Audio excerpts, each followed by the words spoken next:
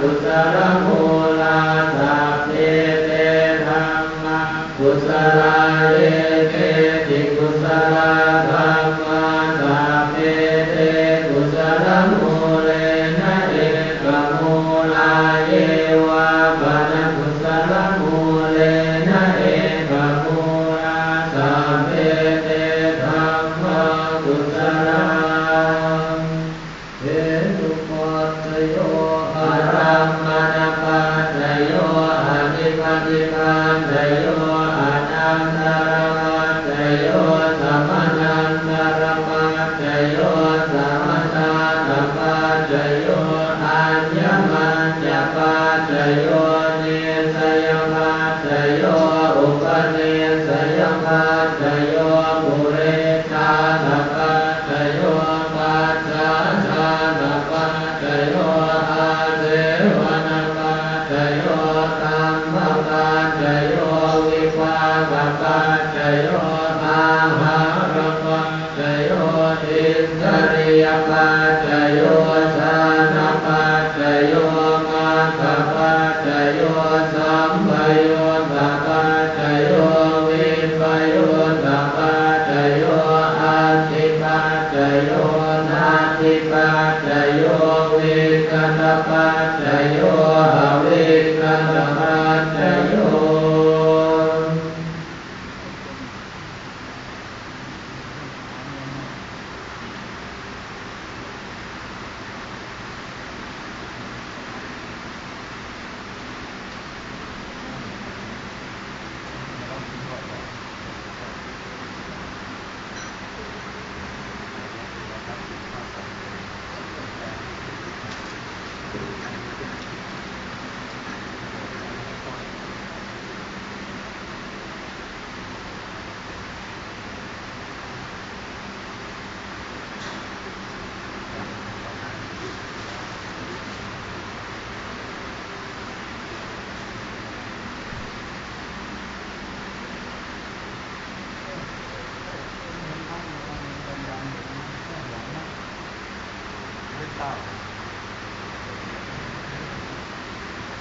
จากประสบที่เป็นภารกิจของเราก็เลยเกิดได้สองส่วนนะครับแล้วก็การที่เราจะเดินทางไปในระดับแรกของข้อท่าบางสิ่งนะครับของการโชว์แรกคือของเรื่องมันเป็นเรื่องของการเรื่องการที่ท่านลูกหลานมาเกี่ยวกับเรื่องโยมท่านครับก็พาเราไปเป็นส่วนครับ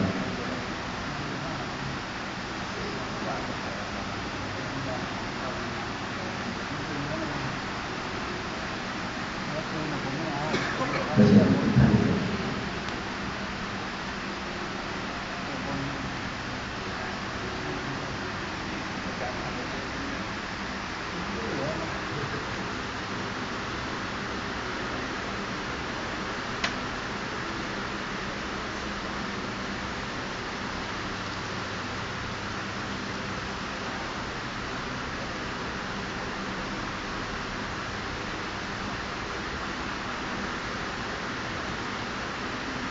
อิทาวะสังฆาราอุปารายธรรมิโนอุปัสสิตวานตุสัพเพเอตังโมปัสสะโมสุโขสัพเพสัตตานาวิญญาณวะริสุขะมริสเรสัพเพวะมังมริสามินัตถิเตเตนะสังสารโย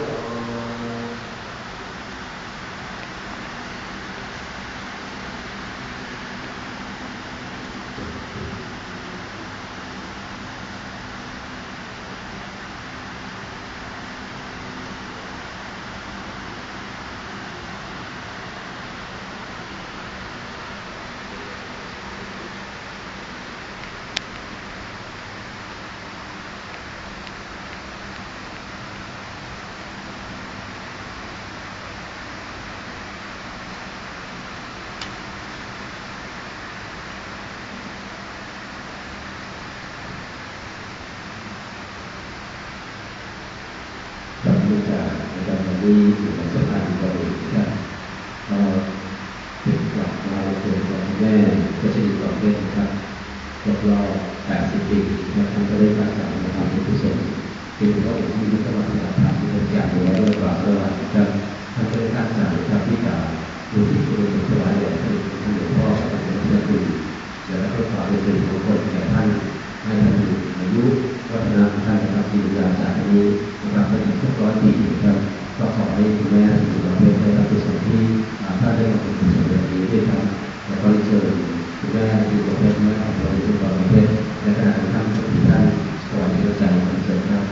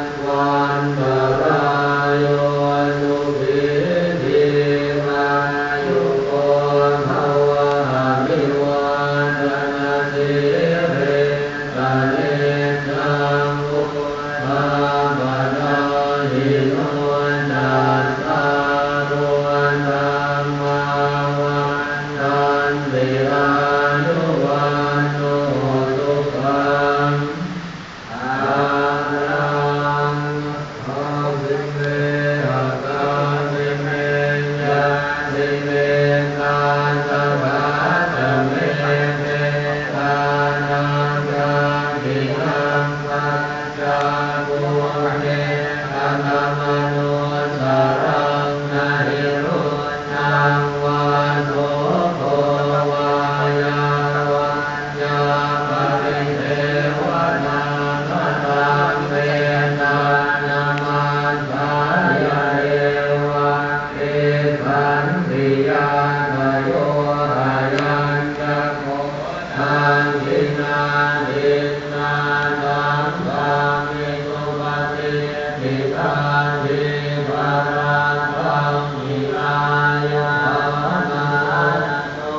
อุปกาปฏิโสยังวิธัมโมจะยังวินาสิโกเกตานะปุชาจะปตาอุราราภรัญจะวิภูธรรมนุปฏินังตุเมหิปุญญังปัสสุตังนานาปการติภูมิโสภมังกรังรานันตุสาภเทวตาสัมภพุทธานุภาเวนะสตาโตติภวันตุเตภวันตุสาภมังกรังรานันตุสัมภเทวตาสัมภธัมมานุภาเวนะสตาโตติภวันตุเตภวันตุสัพพมังคลังนาคันตุสัมภเทวตาสัพพสังฆานุภาเวนะสตาโตติภวันตุเต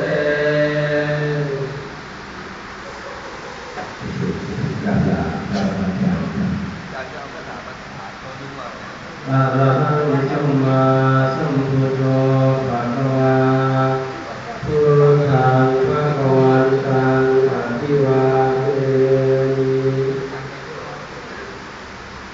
สวากขาโตภะคะวะตาธัมโมธัมมังนัมมัสสามิ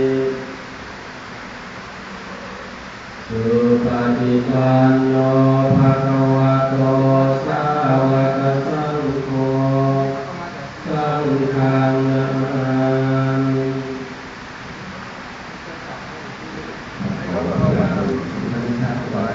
ตรงนี้ในปีนี้นะครับก็ขออนุญาตแบบนี้ทุกท่านนะครับจะมาขอบอกบุญมาอย่างทุกท่านได้ช่วยกันนะครับเนื่องจากนะครับปีนี้ผมก็จะทำเต็มที่นะครับซึ่งเป็นหลวงพ่อในวันที่4คือพฤศจิกายนครับอาทิตย์ต้นเดือนนะครับก็จะขอขอบคุณทุกท่านร่วมเป็นเจ้าภาพที่จัดกันโดยเฉพาะที่พระสุจารณาลามอำเภอเมืองจังหวัดสกลนครครับโดยผมได้มีโอกาสประธานการสร้างวัดที่ร่วมกันในวันที่38ไร่ที่จะเริ่มก่อสร้างนะครับท่านใดจะร่วมด้วยช่วยกันเป็นเจ้าภาพก็ขอเชิญได้ครับและก็ได้ความเมตตาคือจากเพื่อนในประเทศนะครับท่านดำเนินการของประเทศคณะนะครับจากผู้เรียนประธานช่วยนะครับแล้วก็ได้ความเมตตาจากผู้จากท่านประธานสมัครก็จะอยู่นะครับท่านมอบผ้าไตรรองผ้าไตรกรองมอบให้กับทุกท่านที่อยู่ประเทศที่เชิญทุกท่านที่ประเทศรับผ้าไตรนะครับได้จากโดยก็คือบริการสำหรับผู้ใดที่อยู่ครับท่านในความทุกท่านนะครับที่เราวัดเรื่องการหนุนกันอยู่ที่วัดโพธิ์ยาของโพธิ์ก่อนครับ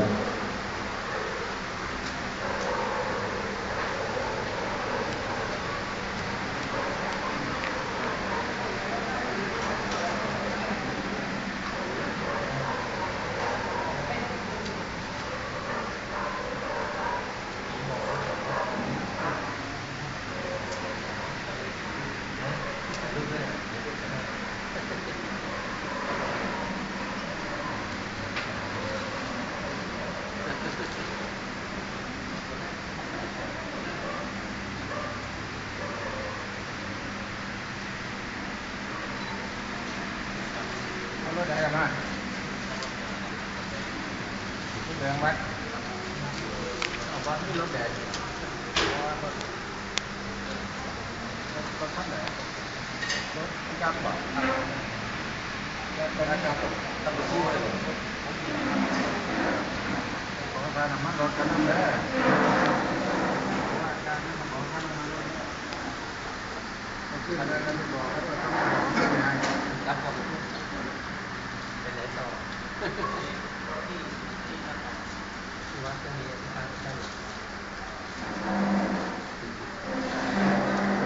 ตัวขึ้น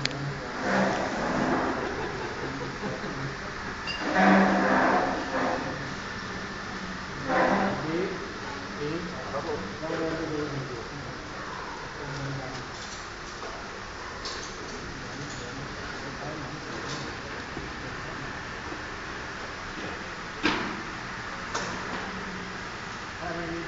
ยกมาเลยเด้อถือเด้อ